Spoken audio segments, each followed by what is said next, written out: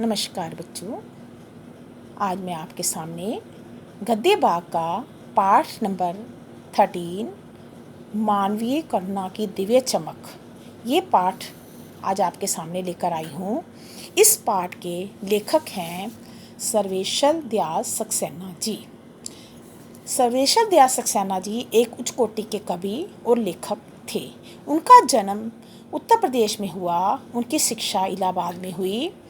वे एक अध्यापक, आकाशवाणी में सहायक प्रोड्यूसर और दिनमान में उप संपादक और पराग के संपादक थे और वे एक बहुमुखी प्रतिभा के साहित्यकार थे।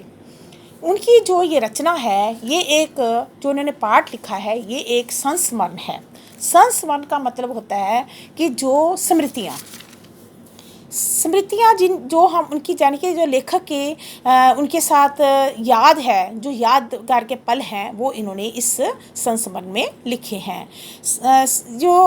ये एक उच्च कोटि का संस्मरण है।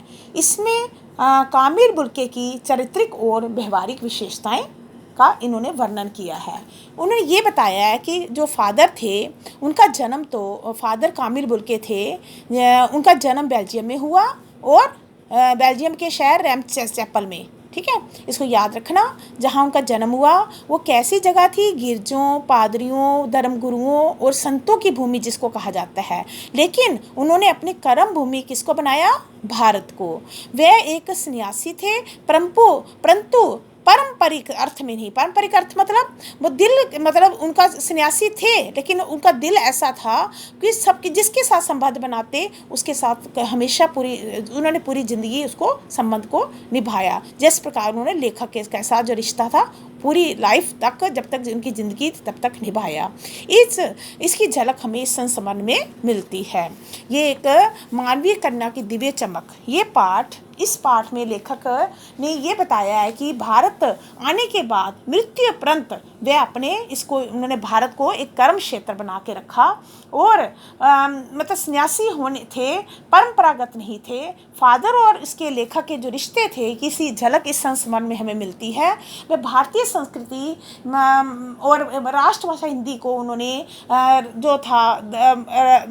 को उन्होंने राष्ट्रभाषा का दर्जा दिलाने का एक सराहनीय प्रयास किया। ये सब इस पाठ में हमें बताया गया है। आपने इस पाठ को ध्यान से सुनना है क्योंकि आपको मालूम है इसमें से गद्यांश आता है। अगर आप इस पाठ को ध्यान से सुनेंगे, समझेंगे, तो आप तभी ही 6 नंबर का जो गद्यांश आता है तो वो आप तभी कर सकते हैं। जब अभ्यास के क्वेश्चन आंसर आते हैं, आपको मालूम है, तो वो तभी आप कर सकते हैं जब आपको ये लेसन अच्छी तरह समझ आएगा। लेखक का कहना है कि फादर जो था, उनकी मृत्यु जो हुई थी वो जहरबाद क्या होता है? जहरबाद मीन जैसे कि एक बहुत ही कष्टदायी मृत्यु, जैसे एक फोड़ा हो जाना या कैंसर जैसी भी कोई बीमारी है। तो कहता है कि उनको इस चीज़ का दुख है कि वो मतलब ईश्वर से प्रश्न पूछना चाहता है कि इस इतने अच्छे इंसान की मृत्यु जो थी वो मतलब जहरबाद से क्यों हुई। अब लेखक जो है अब उनके बारे में बताता है कि जो फादर थे उनके मतलब उन्होंने एक चोगा, सफ़ेद रंग का एक चोगा पहना होता था। उनकी गोरा रंग था, उनकी सफ़ेद झाई मारती भूरी दाढ़ी, नीली आंखें। तो कहता कि जिसको अपना बनाते वो सबको अपना, मतलब इतना अपन तप इस साधु में था। हर प्रियजन के साथ उभरता रहता था, मतलब ये हर के साथ उनका जो प्यार था हमेशा उमड़ता रहता था। वो कहते कि उनको याद करना, आज मैं याद करता हूँ, जब कोई भी याद करता है तो ऐसा लगता है कि शांत संगीत सुनने जैसा है। ये लाइन का मतलब है, आपको क्वेश्चन में भी पूछ सकते हैं, शांत संगीत सुनने का मतलब क्या होता है? इसका मतलब होता है कि शांति अनुभव करना, कि मन की शांति, मतलब मन जो है शांति के सागर में जब डूब जाता है, जब हम बहुत शांत रिलैक्स महसूस करते हैं, कहता है कि उनको याद करना एक शांत संगीत सुनने जैसा है। अब लेखक कहता है कि उनको देखना कैसा लगता था? जैसे करुणा के निर्मल जल में स्नान करने जैसा। जैसे हम पवित्र जल में स्नान करते हैं गंगा में, तो हम कितने, आपको लगता ना हमें अच्छा कि मतलब, तो कहता है निर्मल जल में स्नान करने जैसा लगता था उनको देखना। तो लेखक अब कहता है कि जब उन्होंने मतलब ये उनसे बात करना कर्म संकल्प में से भरना जैसा था, मतलब भरना जैसा था। वो कहते हैं कि परमिल में, लेखक अपने पुरानी वो बातें याद करते हुए सुनाते हैं कि परमिल क्या है? एक संस्था है ठीक है। वो इलाहाबाद में एक संस्था है जहाँ पर लेखक और दूसरे फादर कामिल बुल्के और दूसरे साहित्यकार सब मिलकर जो थे संगोष्ठियाँ करते, बहस करते, अपनी अपनी रचनाओं के बारे में, एक दूसरे की रचनाओं के बारे में एक दूसरे को सुझाव देते, राय देते। कहते हैं कि वो परमिल के दिन आज भी मुझे याद है। ठीक है। अब लेखक कहता है कि वो इतने उनके बारे में फादर कामिल बुल्के के बारे में बताता है कि वो जब ठीक है सन्यासी थे लेकिन वो परंपरागत नहीं थे। वो कि किस बात से पता चलता है कि जब कहता है कभी उत्सव होता, कोई संस्कार होता, तो मतलब अपने बड़े भाई की तरह जब पुरोहित जैसा हमेशा हमारे साथ आशीष देने के लिए, आशीर्वाद देने के लिए हमारे पास ही रहते। मुझे अपना कहता है जब मेरे बच्चे का पहली बार फंक्शन था, मुख में पहली बार अन्न डालना, ये लाइन का मतलब है कि जब बच्चे को जो होता है पहली बार जब बच्चा अन्न खाता है तो कोई छोटा सा एक फंक्शन होता है, ये बंगाल साइड में है। तो कहता है कि जब उन्होंने वो हमारे बच्चे के फंक्शन में भी आए तो उनकी नीली आंखों में तैरता जो वात्सल्य था, वात्सल्य पता ना प्यार है, जैसे किसी ऊंचाई के देवदारू की छाया जैसा था। देवदारू क्या होता है? देवदार जो होता है एक ऐसा वृक्ष है जो हमेशा शीतल और मन को शांत करने वाला होता है। ठीक है। तो कहता है कि उनका जो आशीर्वाद था, उनका खड़े होना ऐसा लगता था कि वह मतलब हमारे साथ एक देवदार वृक्ष की तरह है। उनका आशीर्वाद जैसे घरेलू संस्कार उस उत्सव में पुरोहित और बड़े भाई की तरह वो हमेशा आशीर्वाद देते। इस कार लेखक ने फादर का व्यक्तित्व देवदार की छाया जैसा कहा है। अब इतना समझ आ गया देवदार की छाया क्या होती है। आगे लेखक कहता है कि मतलब उनकी विशेषताएं बताते कहते हैं कि उनको क्रोध तो कभी हमने देखा ही नहीं, हमेशा कभी उनको क्रोध नहीं आता था, और ममता और प्यार हमेशा सबके लिए उनकी आंखों में हमेशा रहता था।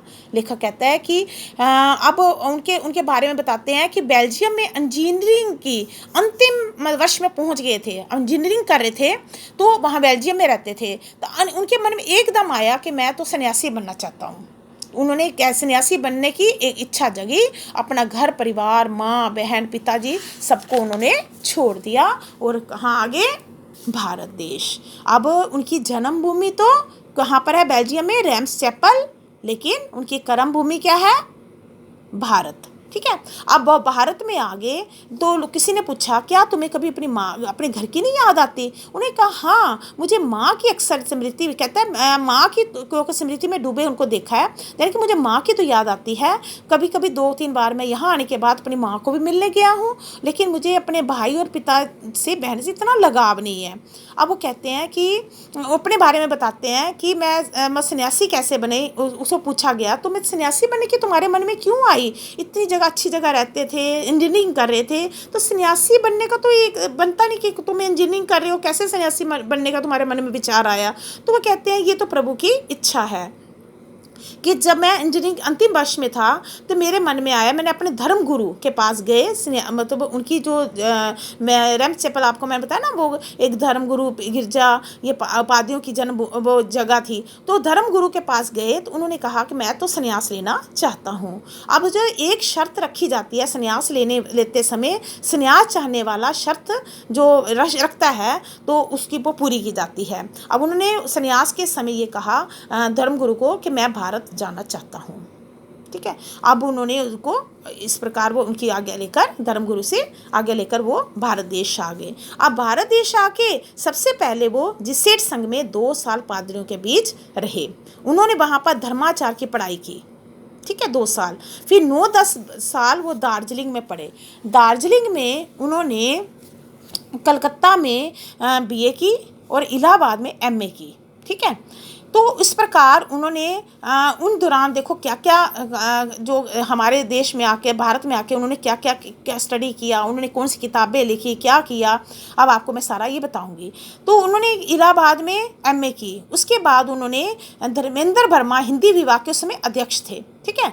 तो उन दिनों तो उसमें उनके साथ उन्होंने जो प्रयाग विश्वविद्यालय में हिंदी विभाग में उन्होंने 1950 में पूरा किया राम कथा की उत्पत्ति और विकास।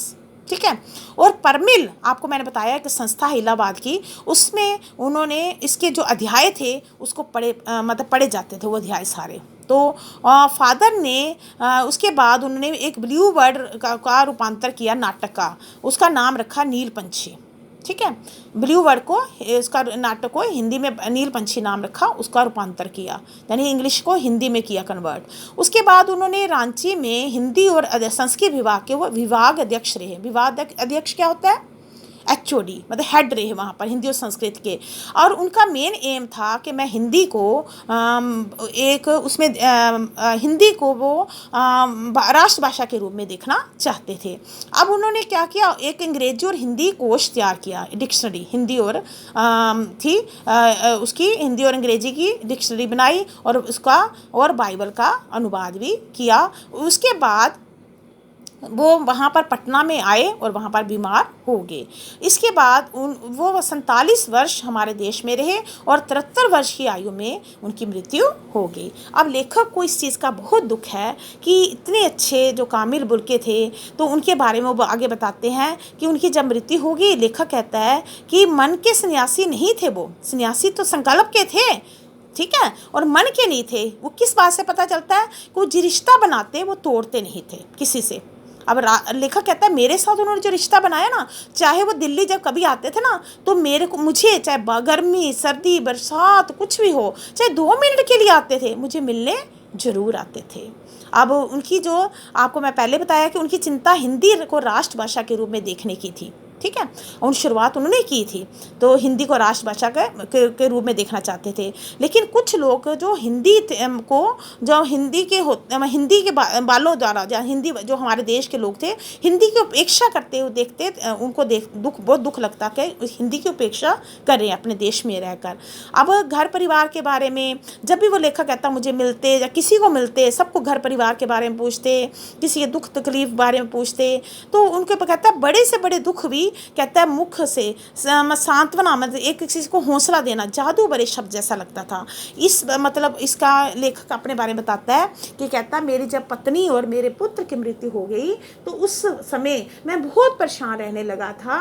तो उसे बड़े से बड़े दुख को भी उन्होंने मतलब अपने मुख से सांत्वना के जादू भरे 2 शब्द ऐसे कहे जिससे मेरी ज़िंदगी एकदम बदल गई। मतलब जो किसी गहरी तपस्या से मिलती है, उन्होंने मेरी मतलब मुझे ऐसी रोशनी मेरी ज़िंदगी में दे दी। अब वो लेखक कहता है कि 18 अगस्त 1982 में सुबह 10 बजे उनकी जो थी जब मृत्यु हुई, तो उनका जो कश्मीरी गेट, दिल्ली के कश्मीरी गेट निक्सन कब्रगाह में उनका ताबूत जो था लाया गया नीली गाड़ी में से, और उनको जब एक छोटी छोटी वहाँ से गलियों से लेके जाना था, वहाँ पर एक घनी छायादार पेड़ थे उसके आगे पीछे, जब उनको लाएगा लेखक कहता है कि वहाँ पर इतने कवि, साहित्यकार, लेखक और शिक्षक, वैज्ञानिक सब लोग वहाँ पर मतलब प्रसिद्ध लोग वहाँ पर मौजूद थे। अब लेखक कहता है कि जब उनको अब उनके बारे में कहता है कि जब उनका संस्कार हुआ, तो उनका संस्कार जो था रांची के फादर जो थे पास्कल, उन्होंने उसका संस्कार किया। तो उन्होंने जब उनकी श्रद्धांजलि उनको अर्पित की, तो उन्होंने 2 ऐसे वर्ड किए। उन्होंने कहा कि इस फादर बोल के अब धरती में जा रहे हैं, मरने के अब धरती में जाते हैं ना, तो ऐसे कहता है इस प्रकार के अनेक रतन जो है, ऐसे रतन ही हमारी धरती से पैदा होने चाहिए। अब लेखक एक बहुत अच्छी बात कहता है अंत में, कहता है कि जब उनकी मृत्यु पर इस सन्यासी ने कभी नहीं सोचा होगा कि उनकी मृत्यु पर इतने लोग रोएंगे, इतने लोग आएंगे। तो उसने कहता है कि अगर मैं उन लोगों को गिनूं या उनके बारे में लिखूं, तो नम आंखों को गिनना एक स्याही फैलाना है। इसका क्या मतलब है? नम आंखों को गिनना स्याही फैलाना है। इसका मतलब है कि वहाँ पर इतने परिचित मित्र, साहित्यकार, इतनी संख्या थी कि अगर हम उनको गिनने लगे या लिखने लगे तो बहुत ही कठिन कार्य है, यानी कि उनको लिख ही हम सकते, इतने लोग उनके दुख में, मतलब इतने लोग दुखी थे उनके मरने पर।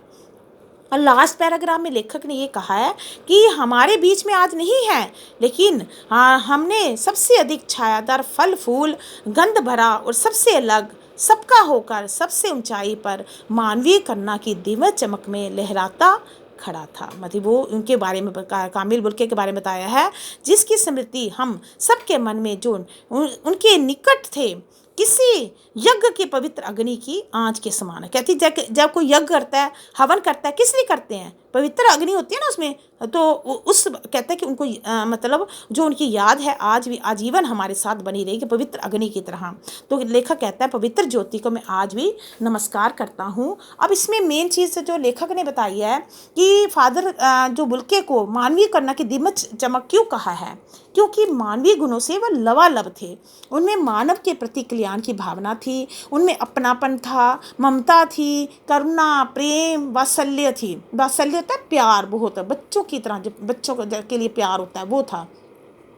वह कहता है कि जो किसी के समीप जब आते ना तो उसको अपना ही हमेशा बना लेते, चाहे बिजली की गड़गड़ाहट हो, गर्मी हो, सर्दी हो, लेकिन वह उसको ये कोई भी रुकावट अपने प्रियजनों से मिलने से नहीं रोक पाती थी। मतलब जिससे मिलना उसके साथ 2 मिनट के लिए भी रखा, कहता मेरे पास मिलने के लिए आते थे। प्रियजन के संकट में ऐसी सांत्वना देते कि अपना दुख ही भूल जाते। जैसे लेखक के साथ हुआ था जब उसके पति और पुत्र की मृत्यु हुई, तो कहता कि उन्होंने ऐसे सांत्वना वाले शब्द कहे जिससे मैं अपना दुख भूल गया था। यही कारण है कि लेखक ने उन्हें मानवीय कन्या की दिव्य चमक कहा है। अब आपको ये पाठ समझ आ गया होगा। आप इस पाठ को ध्यान से और इस वीडियो को ध्यान से सुनना और एक बार अपनी बुक में से इस पाठ को पढ़ना, और तभी आप इसके क्वेश्चन आंसर कर सकते हैं।